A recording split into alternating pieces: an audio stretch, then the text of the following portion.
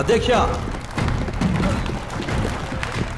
రాష్ట్రంలో ఉన్న అన్ని పార్టీలతో పొత్తు పెట్టుకుని నెరవేర్చలేని హామీలు ఇచ్చిన 1% ఓట్ షేర్తో గెలిచారు.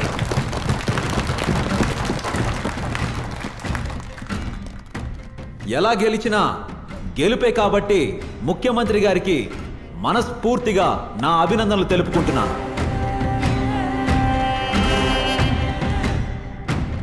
ఇచ్చిన హామీలను నెరవేరుస్తామంటే ప్రతిపక్షం తరఫున ఎప్పుడూ మా సహాయ సహకారాలుంటాయి.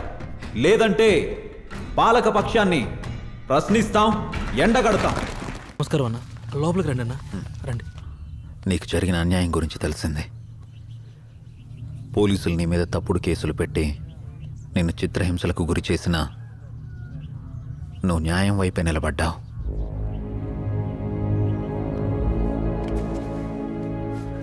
కూర్చో. గుర్తుపెట్టుకో సురేష్, నిన్ను కొట్టినోడి చేతే నీకు సెల్యూట్ కొట్టిస్తా. వస్తా. అన్నా ఉంటా అమ్మా. అన్నా ఒక్కసారి షేక్ హ్యాండ్ ఇస్తారా అన్నా? షేక్ హ్యాండ్ ఏంటి సురేష్?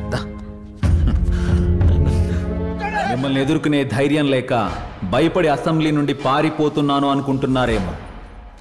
నాకు భయపడడం రాదయ్యా. నేనేంటో, నా రాజకీయం ఏంటో మీకింకా అర్థం కాకపోవచ్చు. కానీ ఒక్కటి గుర్తుపెట్టుకోండి, నేను వైఎస్ రాజశేఖర్ రెడ్డి కొడుకుని.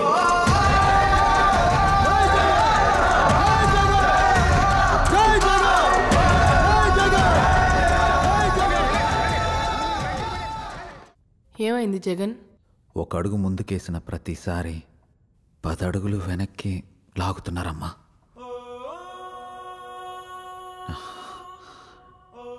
నాయనుంటే బాగుండమ్మా.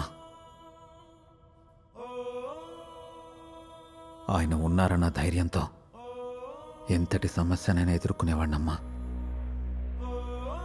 ఆయన భౌతికంగా మనతో లేకపోవచ్చు, కానీ మనం ఉన్నంతకాలం మనకి తోడుగా మనతోనే ఉంటారు.